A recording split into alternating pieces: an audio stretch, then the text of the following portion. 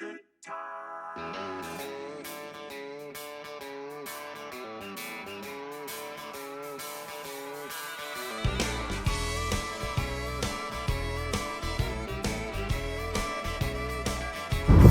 going on, guys? Tyson Anderson, Mr. Hammerdown.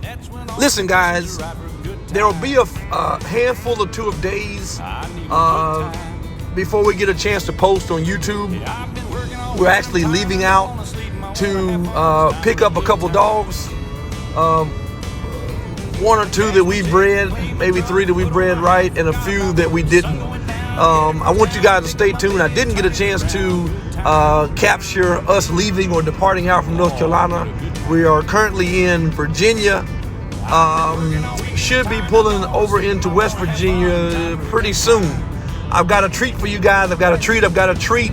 Is going to be a very well-known Beagler, houndsman deluxe, I would say. He's one of the godfathers, the original godfathers of Beagles in Kentucky. I can't wait, to get him on the line.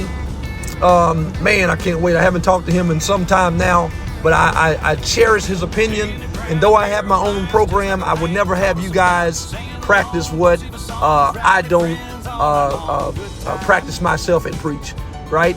So I want you guys to stay tuned as we continue to document our progress. And I've got some goodies coming in, man. I'm telling you, these next few weeks are going to be, welcome to West Virginia. Man, that came up quick. These next few weeks are going to be something special, guys. So we're over in Virginia, West Virginia right now. West Virginia Mountain Highway. Okay, just that fast. Bam, bam. We're already over the Ohio Bridge. You guys stay tuned. Stay tuned. Next voice you will hear will be that of Mr. Rufus Stewart, Pine Mountain Beagles. You were talking about that before. I think so too. I'll tell you something that you can look at, and it's just something that I'll throw it out there for whatever good it is. But when you get that so close right there, you know you won't have problems with it. I'll tell you a little something that you might want to be thinking about in the back of your mind. Watch other bloodlines that's not kin to them dogs, bad blood-wise, period. Don't show nothing in the pedigree of that dog. Now, now this is going to take a minute, but be watching out there for other bloodlines that's got the exact same characteristics and running style, running ability, but have zero relation. blood. Yes, sir. Yeah. Find you a male dog, or buy you a female. It'd be best to find you a male dog. Take one of your females and breed it to that dog.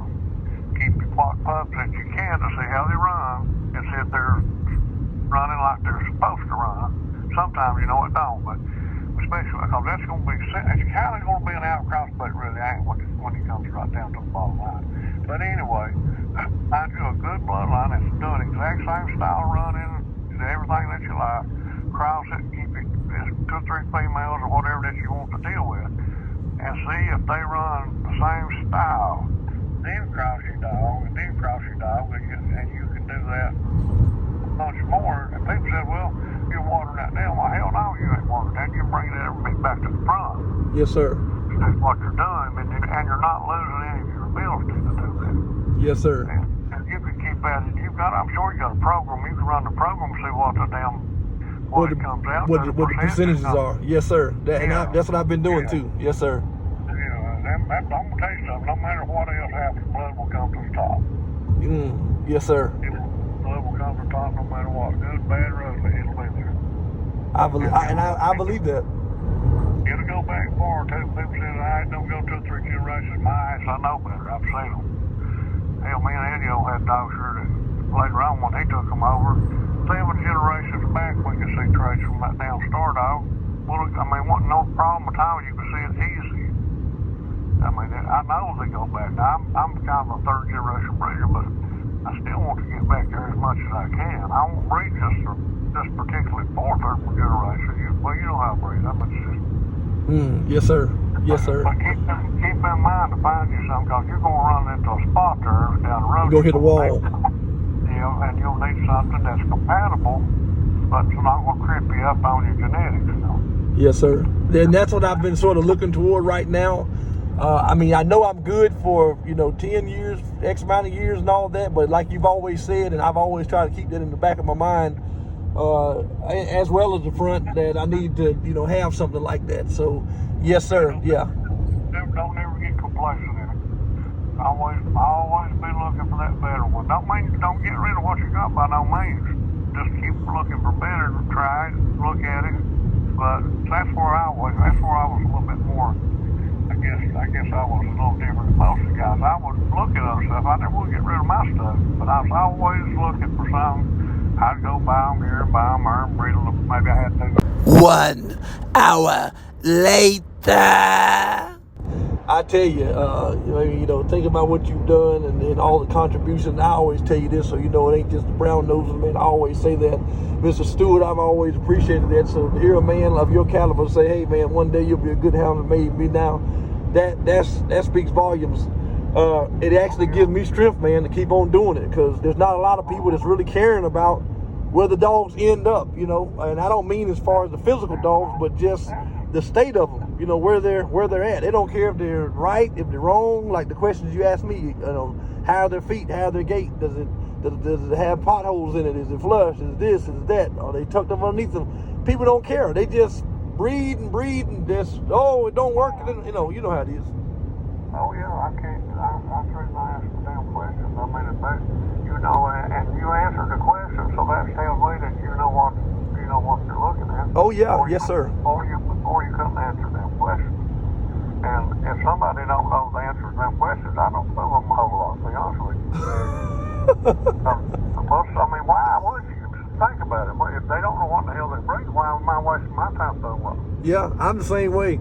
And Mr. Stewart, as I patterned myself like yourself and so many like you, which y'all were so rare, man. I mean, God Almighty, back then, man. A lot of people think you're trying to be funny when you say stuff like that. They think you're trying to be arrogant. And I'm like, dude, I'm really not. I'm just saying that if you don't know what you're doing, don't waste my time.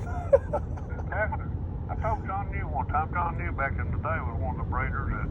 When it comes right down to it, he wasn't quite the breeder that I first thought he was, but he was a pretty good breeder in a different kind of way.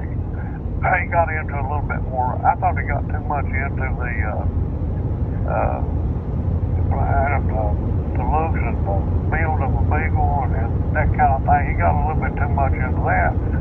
And if a dog looked good on the bench and it had foot, if it looked good on the bench and had foot, he would work with it and try to breed it for them two things. Now see that to me, confirmation is a must, but you've got to have the damn hunt and the game is first.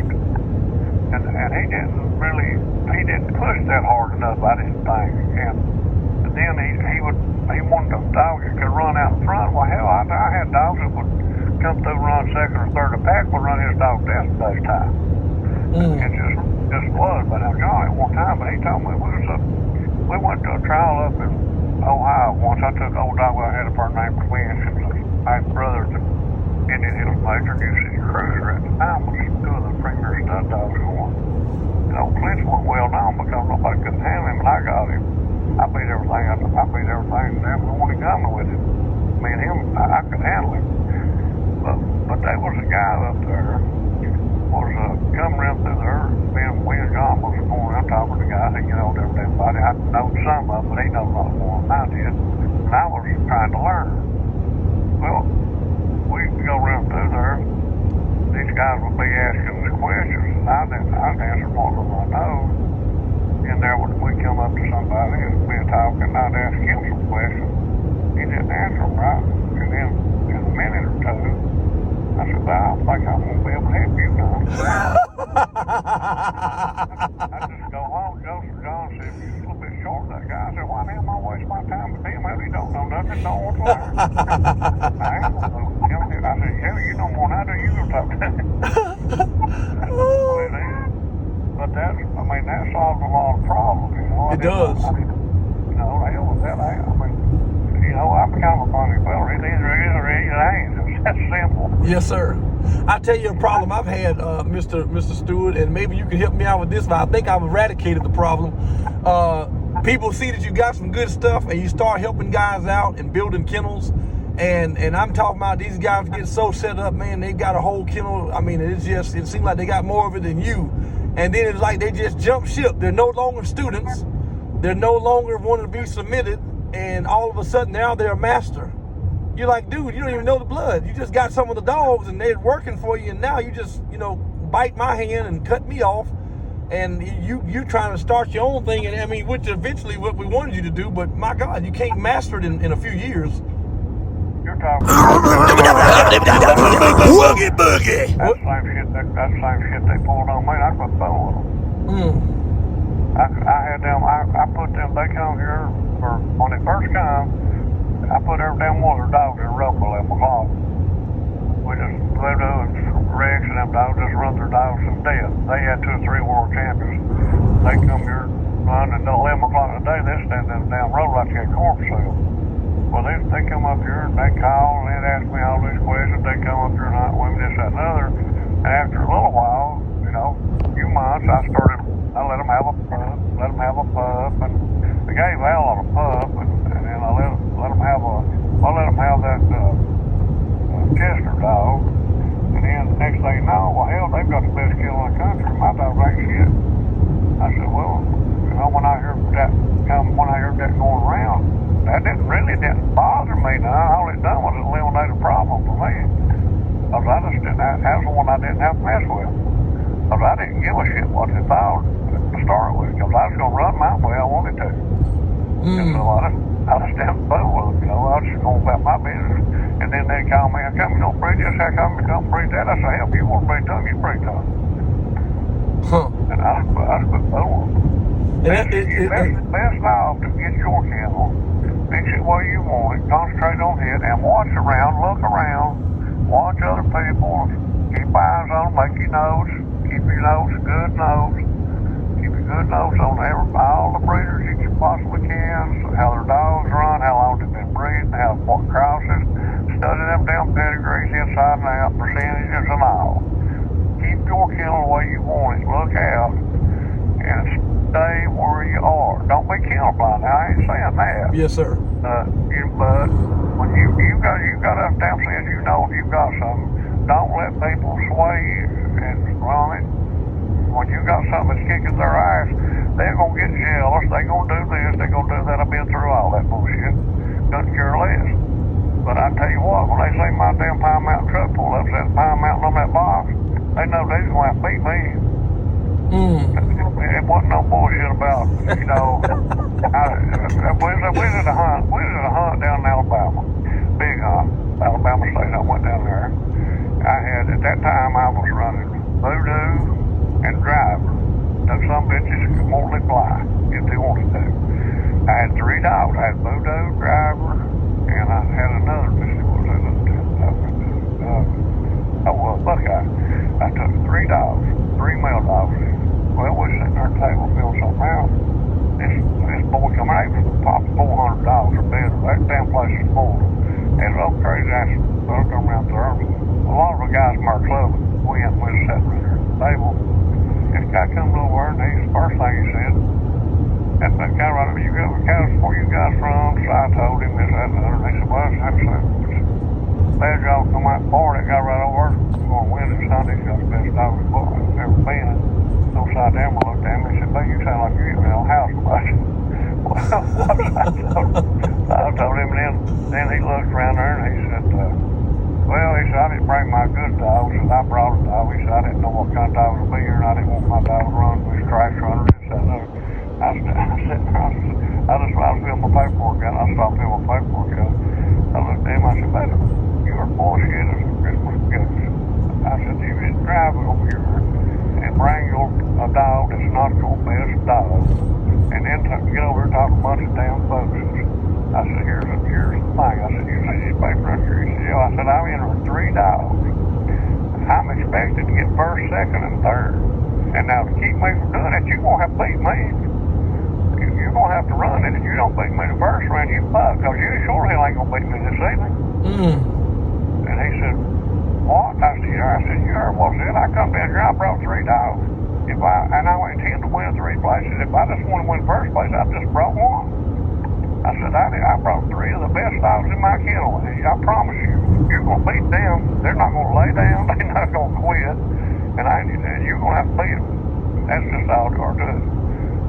He said, well, I don't know about that. Them boys sitting there with me was from our club. They said, he's telling you right. You're going to beat them damn dogs. And if you don't beat them this morning, the longer it goes, the less chance you got. Good God. They'll beat him. They said, them dogs will tear you apart this evening. They said, they'll jerk your tail off. They'll drag you all over these damn mountains in here. And that's the way I looked at it. If I took 3 dogs, I figured I'd get first, second, third on the bench and in the field. If you're going to beat me, I want you going there taking something. If I took them, you can bet your ass I felt like I had a chance with them. Yes, sir. That's just the way that is. And they get jealous and talk a bunch of bullshit. If I give a shit. I feel, hell, I've scratched my dogs called a crooked ass judge more than one time. Tell them. I was right down there at the damn Kentucky State Hunt. My cousin was the damn head over ARHA at that time frame. They rolled my dog first. Damn thing, I'd run a scrub. And they rolled my dog, this crooked ass damn judge. I got the first cast, second cast. They rolled the judges, and then a crooked ass judge that nobody was fool with come up. I just stood up and got it. It was past time. I'm not kidding. It was there's people standing around a wall in this past. I stood up. I told Don, I said, scratch my dog. He said, what? He said, I said, scratch my dog. He said, why? I told him I say, but scratch my dog. He said, I'm not going to scratch your dog. He said, I know where you live. Took you 4 hours. He's down here. He said, tell me what's going on. We'll fix it. I said, you can't fix it. He said, well, he kept right on. I said, well, did you really want to know? I'll tell you. He said, I do want to know. I said, that prick sitting right there, that crooked ass judge, he's going to go out there, and he's going to stand around a minute. When a dog strikes him, if it's one of his buddies, he'll give it a strike to jump. If it ain't, he won't say shit. But if it's one of his buddies, he'll give it a strike to jump. Then he'll go off down there and sit behind the tree the rest of the time. And when the hunt's over, that's the only score he's going to have. It don't make a shit what the other dogs got. And I'm not going out there to stand. At that time, we run 2 hours. I said, I'm not going to stand around there in that wet-ass grass for 2 hours, knowing that bike's going to go out there and go to sleep. 30 to 40 minutes later. The damn crooked judge is what hurts you. You know, because you go to somewhere to run, and if you don't know something about dogs, a judge can screw you upside down sideways. But, you know, it's just, I think field trialing in a lot of ways have helped because you get to get out and see a lot of different dogs run, different bloodlines, different stuff like that. But in another way, you got to really understand that the judge that's judging you has got his own ideas of what kind of dog that he wants to see. Yes, sir. Not what you're worried about, what you want to see, and he's going to interpret them rules however how he wants to. And if he wants a front end dog, then you've got a middle of the road dog that can run a dog to death in a day's time. He don't give a shit as long as that dog goes through the front. It don't make a difference. He goes 100 yards off the him. You know, and that dog won't stay here. And so you got to understand that. I talked about it. But when you have to go and you read the judge's name, who's judging that field trial, and you got to know what kind of dog he likes to see, to hell with the field trial. Several hours later. Indiana. Lord, we having a good time. Oh, Illinois. We getting tired, I don't want to sleep, I want to have fun. It's time for a good time. Shot of tequila, beer on tap, sweet southern woman sit on my lap. G with an O, O with a D, T with an I, and an M and a E, a good time. Good time.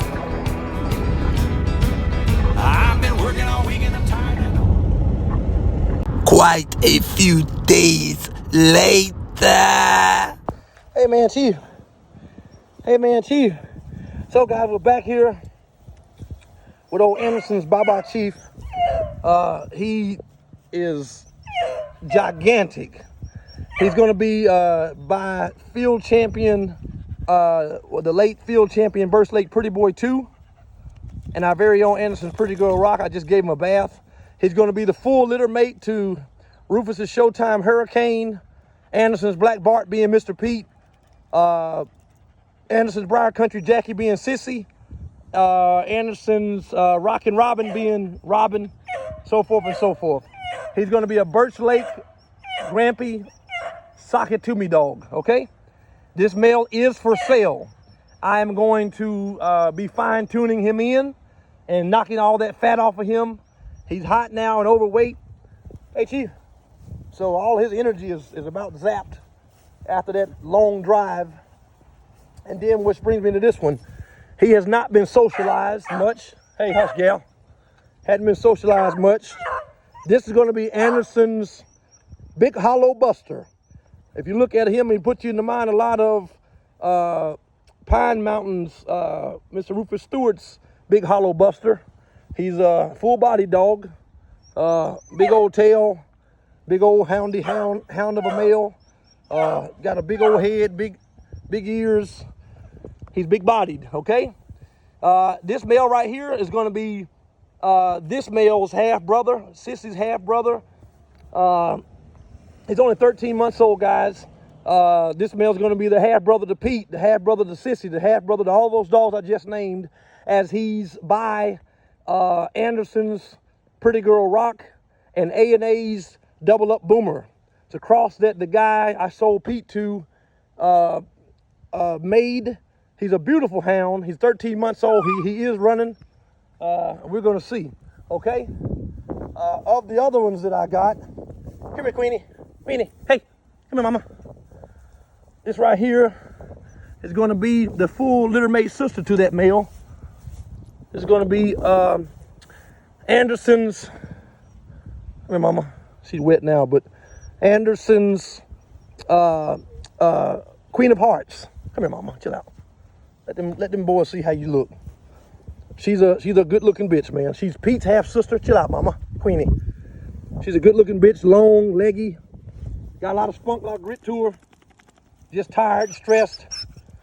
Tired and stressed or whatnot. They swear this bitch can roll. They say this bitch can crank. We shall see. She is not for sale. I'm going to finish this bitch out and I'm going to get what I can get out of her as far as potential. Again, this is Pete's half-sister. She's going to be out of Pretty Girl Rock as well. And who knows, maybe in time I will let her go, but as of right now, this bitch is not for sale. So she's Sock It To Me, Grampy / New York Nick, Birch Lake, Grampy, Sock It To Me, and Old School Rep It. Okay? That's what this bitch is. So we're excited, guys. See what this bitch is going to do, how she's going to come on. She's built right, and I can't wait. Y'all stay tuned.